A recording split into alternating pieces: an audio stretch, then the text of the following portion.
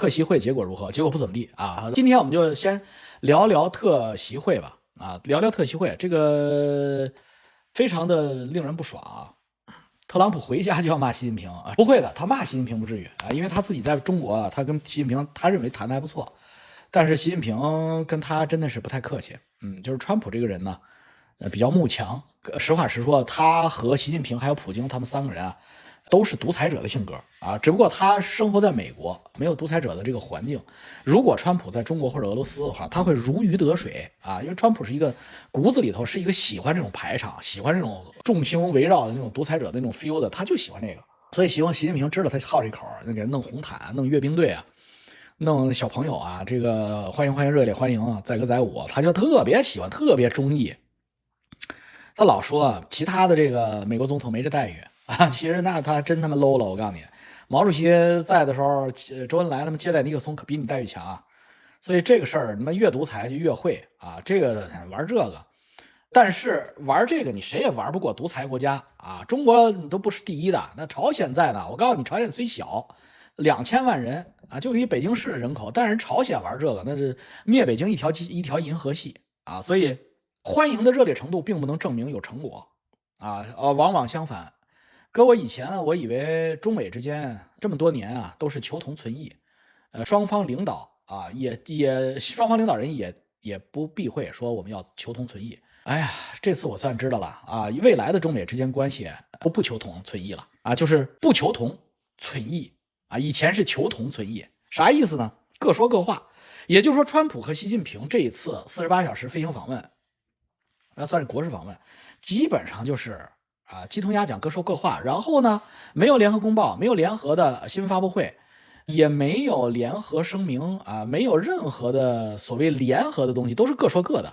所幸啊，語言不通啊，各說各的，反正也無所謂。而且他們雙方都不給對方揭穿，明明說的不一樣啊，你一看版本不一樣，很多細節甚至方向性的都不一樣。比如說台灣問題啊，雙方說的不一樣。那他們也都挺高興的，似乎說的一樣啊，就是說的明明不一樣，都說的跟一樣的表情，然後就都走了，開開心心。那我的感覺就是什麼呢？我的感覺就是怎麼講呢？就是我幼稚了啊！我原來以為雙贏是兩個人都贏，後來我今天才知道雙贏是兩個人都說自己贏，就叫雙贏啊。至於誰輸了或者雙輸了，那不重要，只要兩個人都說自己贏了，那就叫雙贏，好吧？這就是特席會實質性的東西沒有達成，雙方叫同床異夢，離心離德，沒有一點實際的友好啊，滿嘴的仁義禮智，滿嘴的哥們義氣啊，但是滿肚子的他媽的你死我活。有詩為證啊，你看看美國所有的代表團成員收到的中方的所有的禮物，上飛機之前全扔了，上飛機之前全他媽沒帶走，這是真事兒。不一定 AI 做了個圖扔到垃圾桶裡，那是 AI 做的，但實際上當然不可能在首都機場直接往垃圾桶裡扔，但是確實沒帶走啊。而且呢，美國的默認所有的手機、筆記本電腦啊，所有的電子設備進入中國即處於被竊聽狀態啊。你這是友邦嗎？啊，這是敵國呀，心裡邊都是他媽的，都是應該是北京時間的昨天吧。川普上飛機之後，川普說了一句話，說漏了。他說我跟習近平單獨聊的時候，習近平問我，如果我們打台灣，你會不會保護台灣？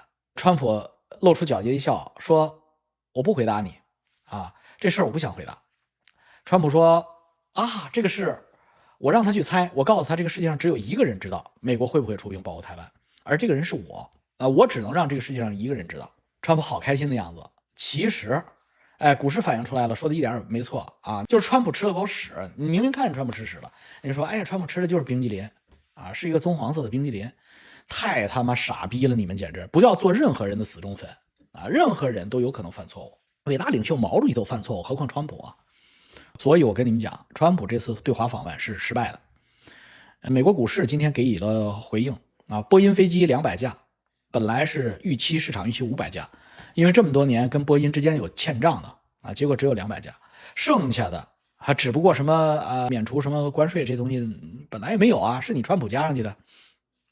所以這個事兒啊，川建國進京述職沒錯，他就是這麼個狀態。而在这個狀態中，在這個過程中啊，值得我們中國人，我覺得是值得中國人羞臊的，就是中國人的那個小聰明啊，又在這裡邊耍，其實沒有必要。大國外交，泱泱大國，你耍這小聰明沒有必要。第一個就是習主席穿內增高，所有的人都發現了吧？這不是我造謠吧？因為習主席跟鄭麗文一般高啊，習主席也跟蘇林個差不多呀。怎麼習主席他媽的見了川普之後，他媽的怎麼又跟川普個一般高了？川普他媽的是大個子呀。川普個很高，川普將近1.9米啊，1.8幾啊，那他倆又一般高了。我操，你們習主席那個內增高，你是什麼高科技啊？一會兒高一會兒低的，就這，我覺得作為一個大國領導人來說啊，你看普京人家就不在乎嘛，其實拿破崙也不在乎啊，你沒有自信呀，你那麼大歲數了，70多歲80了都快，那身體又不好，你穿個內增高幹什麼呀？老習確實快1.88米，他老長啊，他最近老長個兒，最近我操，前一段時間鄭麗文來了，我操，他沒這麼高啊，他跟鄭麗文2個人站起來合影，鄭麗文身高全台灣人都知道，鄭麗文沒有1.88米呀，所以這個事兒是一個非常非常他媽的惡心的事情。而且我知道現在我沒想明白他這個什麼高科技，因為我也有內增高鞋，比如說 Hogan 就是內增高，但是最多也就增高個3厘米啊，最多增高3厘米，如何做到增高9厘米、8厘米的、7厘米的？這個他媽的，因為呢，你要是穿內增高，你有經驗，你就知道你那個腳背會弓起來。內增高嘛，把鞋底加厚了嘛，等於是男士內增高啊，你那腳背是弓着的，那你站着無所謂，你那褲管搭上了。大家注意，習近平跟川普有一段時間是坐着聊的，坐在沙发上，他那個西裝腿一坐，腿不就起來了嗎？你看不見他那個腳背弓，你也看不見他鞋底厚。哎，我操，這是什麼科學道理啊？拼多多有是嗎？拼多多有，那是高蹺嗎？難道是整個的自己的那個腳都這麼待着，然後做了個假褲管下去嗎？假小腿嗎？我操，那我不能想啊，我不能想。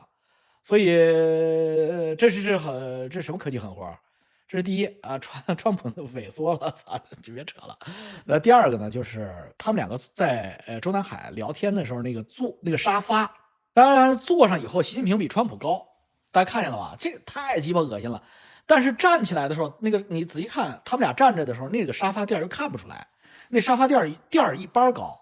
這個我想明白了，也就是說，川普那個沙发墊是軟的，老習那沙发墊是硬的。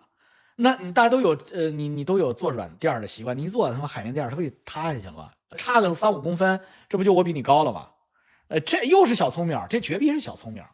老王今天穿這麼多，因為我們文化變天了，我昨天晚上凍着了。对，人家鄧小平氣場也很足，人家也不用穿內增高，馬雲也不用穿內增高，特制的沙发，沒錯，壓那沙发的那個2個人站的時候看那沙发平的，你坐下你會發現川普的屁股在下邊，你就這個我覺得沒必要吧，你這東西也要壓對方一頭，操！但是我就明白為什麼習主席能在中國的政治鬥爭中戰無不勝、攻無不克了啊！什麼張幼霞呀，什麼他媽的徐才厚啊。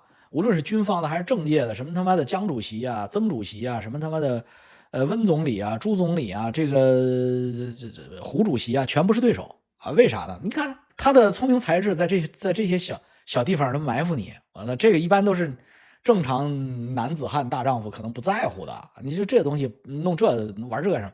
但是在宮廷鬥爭裡，他們往往起作用啊，他給你下個毒啊，他讓你竄個西跑個肚啊，心臟驟停啊！我操，你還真他媽的防不勝防啊！不是穿自己要撤的嗎？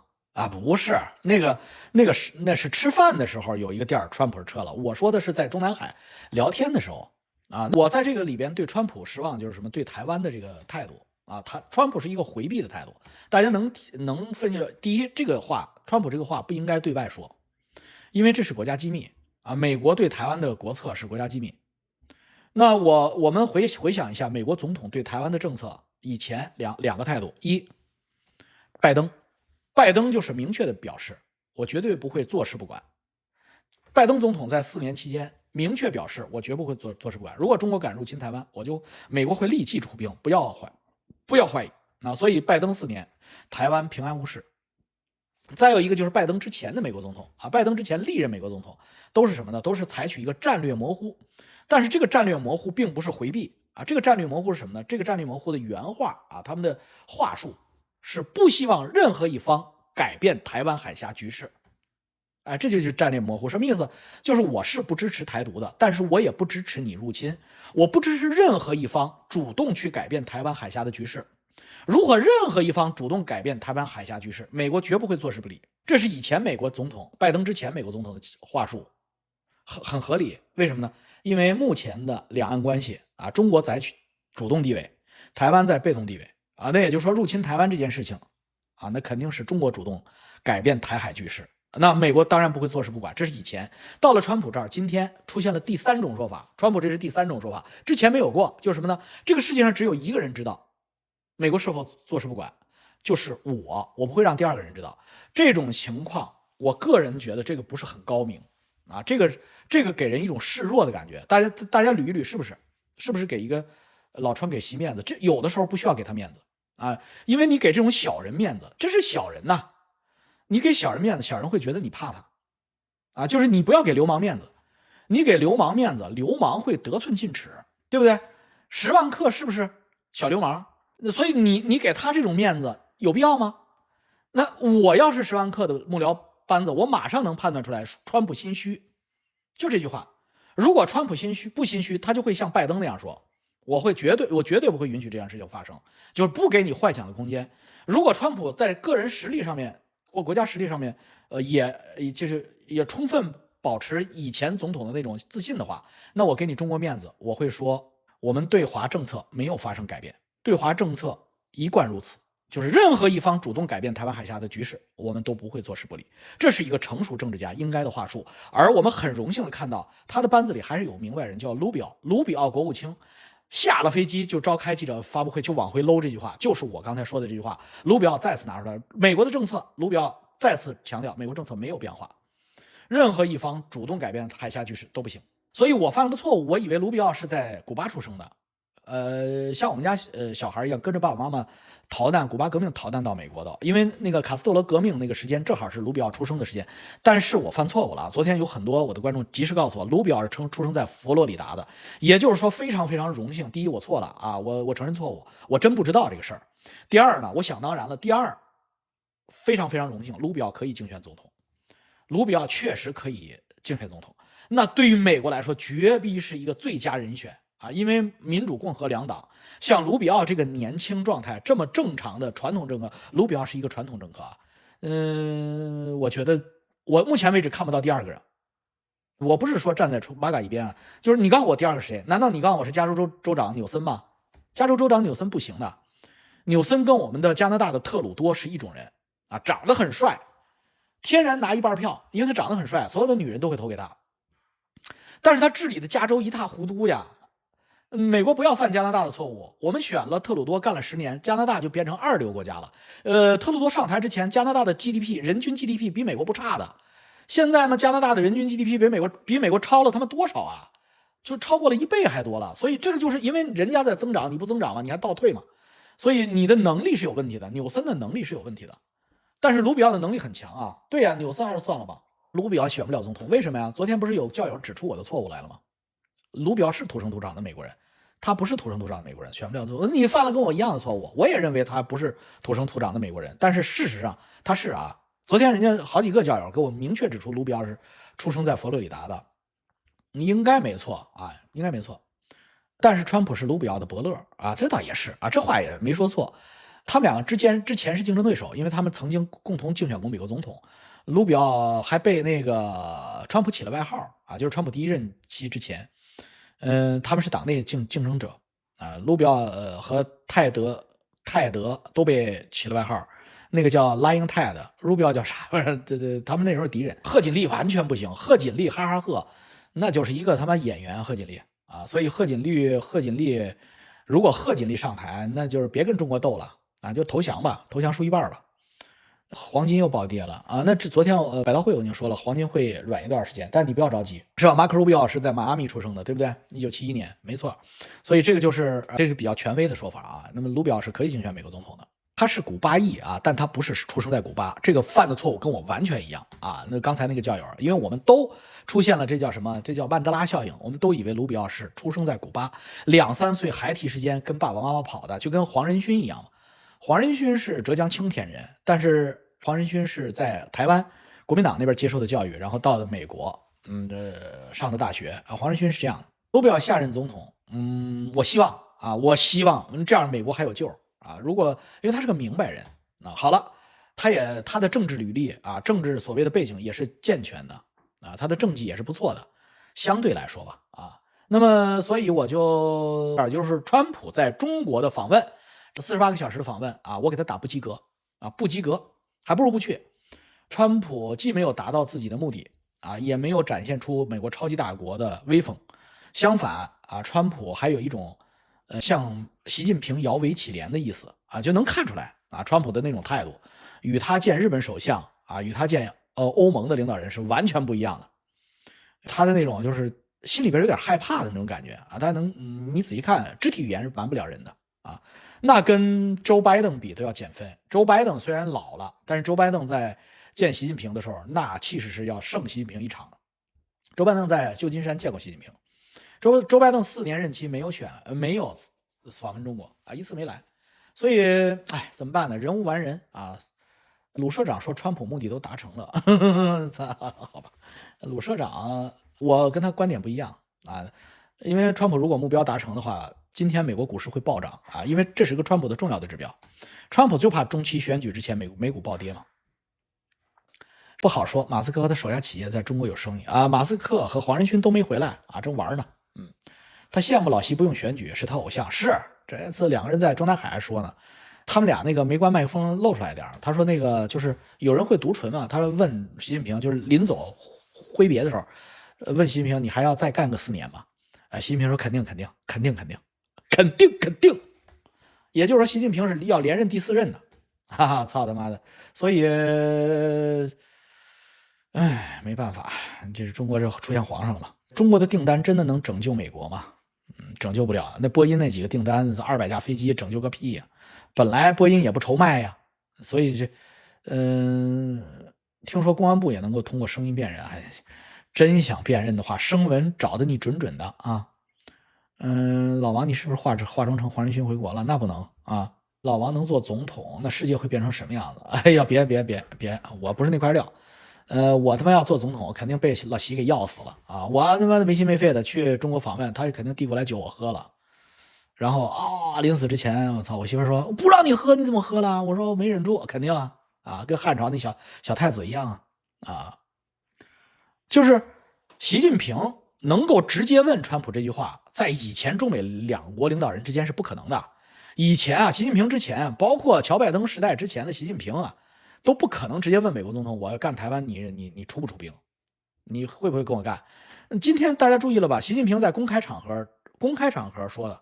習近平的這就是中國這方面的公告講說，美中兩國的關係非常重要啊，但是作為台灣問題來說又是重中之重，希望美國一定要把握好，否則的話兩國不但關係會出問題，甚至會出現對抗，什麼意思？就是打仗，我不惜跟你一戰，我中國不惜跟你美國一戰，在台灣問題，這是公開啊。然後私底下來說，因為他們倆是哥們，他們倆確實很熟，他真的可能問他了，要不然川普也不會說。他說他問我了，他就直接問我，如果我出兵台灣，你管不管？